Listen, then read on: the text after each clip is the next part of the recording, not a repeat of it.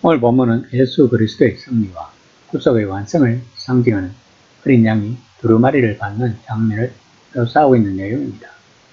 장로들이 어린 양 앞에 엎드릴 때 그들은 저마다 두 가지 물건을 들고 있었습니다. 곧 하프와 향을 담은 금그릇입니다. 향은 하나님 백성의 기도, 다시 말해 우리들의 기도입니다. 하늘의 장면은 탯줄처럼 땅의 장면과 연결되어 있습니다. 이곳 지상에서 드리는 그리스도인의 일상적이고 신실하고 겸손한 기도는 하늘에서 영광스럽고 향기로운 향으로 나타난다는 것입니다. 또한 하늘의 금은고는 미약하고 함이 맞지 않더라도 우리가 지금 여기서 하나님께 부르는 찬양에 반응한다는 것입니다. 그런데 우리는 본문에서 어린 양이 찬양받고 있다는 것을 알 수 있습니다.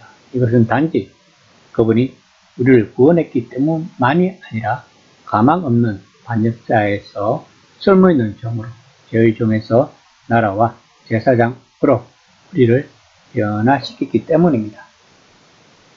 5장 8에서 10절입니다. 그 두루마리를 취하시며 내 신물가 24 장로들이 그 어린 양 앞에 엎드려 각기 금문고와 향이 가득한 금 대접을 가졌으니 그들로 우리 하나님 앞에서 나라와 제사장들을 섬겨 삼으셨으니 그들이 땅에서 왕 노릇하리라 하더라. 본문은 먼저 어린 양이 하신 일에 대한 찬양입니다. 자신의 죽음을 통해 백성을 구원하여 그들이 그 뒤에 더 넓은 세상을 위한 하나님의 고귀한 구속 목적, 즉 나라와 제사장을 진척시킬 수 있게 하신 어린 양을 찬양하는 것입니다. 그분은 참으로 두루마리와 그 봉인을 가져다가 펼치시기에 합당하다는 것입니다. 그분은 파괴자를 파괴하고 악의 세력을 좌절시키고 전능해 보이는 이들에게 맞서고 대신 새로운 질서를 세우는 하나님의 계획을 수행할 대리인이 되시기에 합당하다는 것입니다. 어린 양이 이 일을 이루신 방법은 자신의 죽음, 자신의 피를 통해서였다는 것입니다. 1세기 유대인이라면 누구라도 이 말이 희생제사로 이해된 그분의 죽음을 통해서라는 뜻임을 알았을 것입니다. 마찬가지로 그들은 하나님이 피로 사서 나라와 제사장으로 삼으신 제사가 궁극적 유월절 제사임을 알았을 것입니다.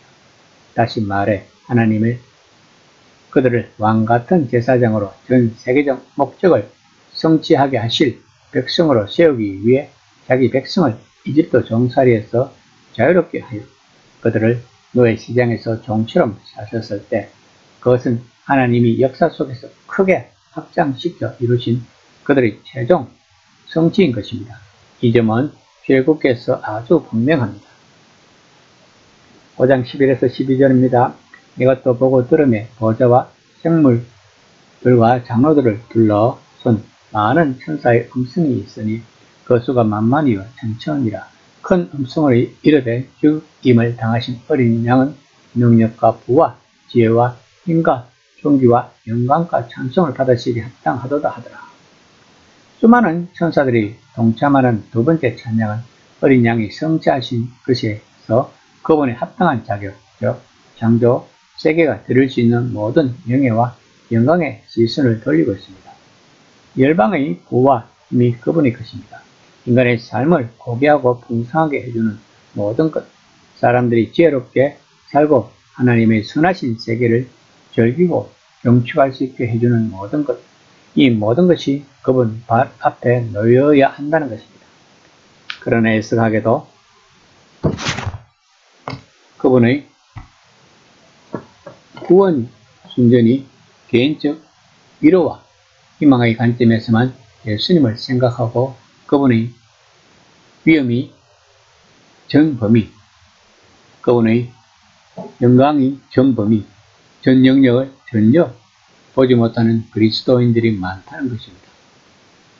많은 사람들이 예수님을 특별한 영적 목적을 위한 자리에 모시고 부와 권능과 영광을 비롯한 나머지 전부를 지상의 세력과 통치자들에게 계속 의존하는 것에 만족하고 있는 것이 현실인 것입니다.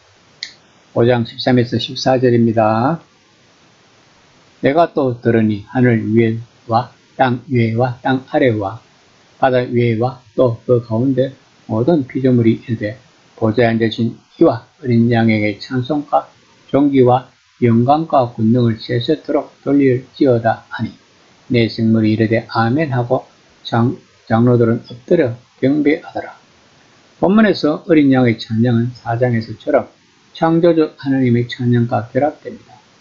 우리 같은 예에서 온 창조 세계가 보좌에 앉으신 분과 어린 양을 찬양한다는 것입니다. 즉 어린 양은 유일하신 한 분 하나님께만 속한 찬양을 공유하신다는 것입니다. 이것은 기독교 신앙의 중심에서 우리의 사고를 뒤흔드는 핵심 진리를 파악하고 전달하는 요한의 특유한 방식입니다. 곧 예수님, 다시 말해 어린 양, 이스라엘의 메시아, 참 사람이신 이 예수님은 한 분이신 창조주 하나님만 유일하게 또 독보적으로 소유하신 경배를 공유하신다는 것입니다. 그러나 우리는 그 의미에 주목해야 할 것입니다. 어린 양이 온전하고 명백하게 신성을 지니셨다는 인정은 4장에서 말한 오직 사자와 어린 양을 통해 이루신 모든 악한 권세에 대한 하나님의 섭리라는 맥락 속에서만 나오는 것입니다. 우리가 본서에서 이미 보았듯이 하나님은 세상에 친밀하게 관여하시고 그 세상의 경배를 받으시는 창조주입니다. 하나님의 자신의 세상을 망쳐놓은 모든 것에서 구원하실 계획과 뜻을 갖고 계십니다.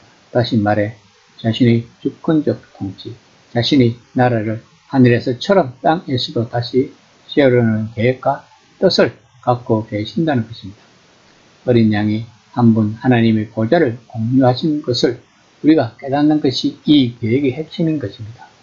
교회는 순수한 예수님의 신성을 인정하는 것과 하나님 나라의 의미를 수용하는 것을 분리시켜 놓기 일쑤였습니다. 이런 일은 핵심을 놓치는 것이고 반쪽 진리의 설명을 나머지 진리 반쪽의 온전한 효과를 보지 못하도록 만든 것입니다.